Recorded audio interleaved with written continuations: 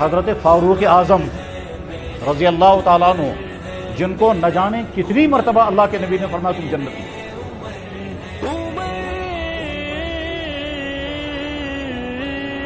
آدھی دنیا میں اسلام پھیلایا۔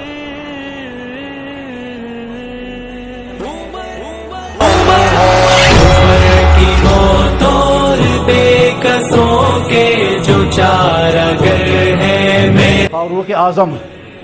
رضی اللہ تعالیٰ عنہ، جن کو نہ جانے کتنی مرتبہ اللہ کے نبی نے فرمایا تم جنتی، کتنی ہی مرتبہ۔ وہ فاروق اعظم کی جس نے آدھی دنیا میں اسلام پھیلایا، وہ فاروق اعظم رضی اللہ تعالیٰ عنہ کہ آپ میں سے بہت سارے بھائیوں نے وہ کتاب پڑھی ہوگی یا سنا ہوگا۔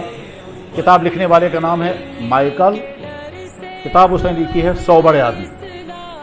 انگریزی میں کتاب لکھی، ٹرانسلیشن اس کا بہت ساری زبانوں میں ہوا، اردو میں بھی ٹرانسلیشن ہوا، یہاں بھی ملتی ہے کتاب۔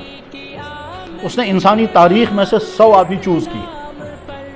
یہ 100 آدمی وہ ہیں کہ جنہوں نے انسانی تاریخ پر، انسانیت پر، سوسائٹی پر بہت زیادہ اثر ڈالا ہے، اور 100 آدمی جو میں نے منتخب کیے وہ یہ ہیں۔ اس میں ہر قسم کے لوگ ہیں، اس میں نبی بھی ہیں، مذہبی رہنما بھی ہیں، سکالر بھی ہیں، سائنٹسٹ بھی ہیں، فلاسفر بھی ہیں، بادشاہ رولر بھی ہیں، ہر ایک قسم کے لوگ ہیں۔ مائیکل چونکہ یورپین ہے اور ہو سکتا ہے عیسائی ہوگا، عیسائی ہونے کا تقاضا یہ ہے کہ اس کو سب سے پہلے حضرت عیسیٰ علیہ السلام کا نام لینا چاہیے تھا، اور چونکہ یورپین ہے اس لیے اس کو یورپ کے کسی آدمی سے سٹارٹ کرنا چاہیے تھا، چاہے وہ یورپ کے کسی سائنٹسٹ کو پہلے لیا تھا، یا کسی سکالر کو، یا کسی فلاسفر کو، یا کسی رولر کو، کسی کو بھی لا سکتا تھا پہلے نمبر پر، یا الفابیٹ کے حساب سے وہ شروع کرتا، مگر اس سے سب سے پہلے نام لیا جناب محمد رسول اللہ۔ اور اس پر جب سوالات کیے گئے کہ آپ نے ان کا نام سب سے پہلے کیوں لیا، اس کا جواب یہ تھا کہ انسانی تاریخ کو جتنا اس شخص نے متاثر کیا ہے، اور وہ متاثر بھی کیا، غلط نہیں صحیح، اور اپنی زندگی میں جتنا کامیاب یہ انسان ہے اور کوئی انسان اتنا کامیاب نہیں ہے، اس لیے میں سمجھتا ہوں کہ اگر میں نے کسی اور آدمی سے اپنی کتاب کا آغاز کیا ہوتا تو میں انصاف کرنے والا نہیں ہوتا۔ انصاف کا تقاضا ہے کہ مجھے سب سے پہلے انہی کا نام لینا چاہیے تھا۔ خیر، اگرچہ اس میں جناب رسول اکرم صلی اللہ علیہ وسلم کا جو تذکرہ اس نے لکھا ہے اس میں خامیاں بھی ہیں،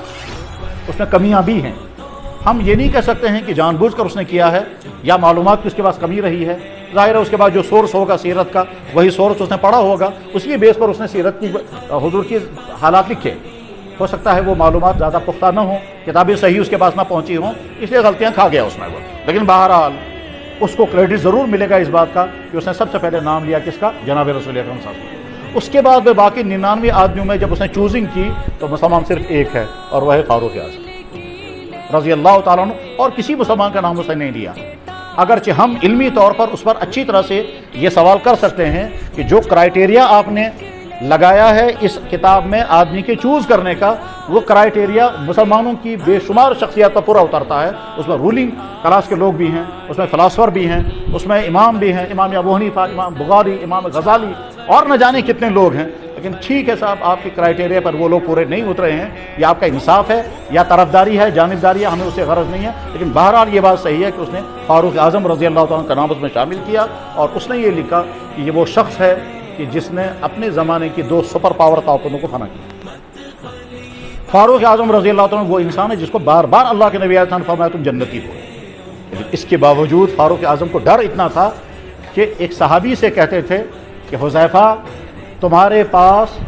نقلی ایمان والوں کی لسٹ ہے،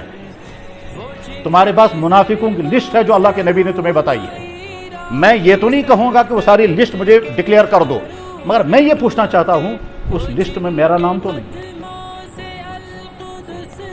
یہاں سے ہم سمجھ سکتے ہیں کہ کتنا حساس معاملہ ہے کہ آدمی سمجھ رہا ہوگا میں ایمان والا ہوں اور ایمان چھن چکا ہوگا۔ لہٰذا بہت چوکنا رہنا چاہیے اس بات سے کہ میری زبان سے اور میرے طرز عمل سے کوئی ایسی بات نہیں ہونی چاہیے جس کے نتیجے میں میرا ایمان مجھ سے چھن جائے گا۔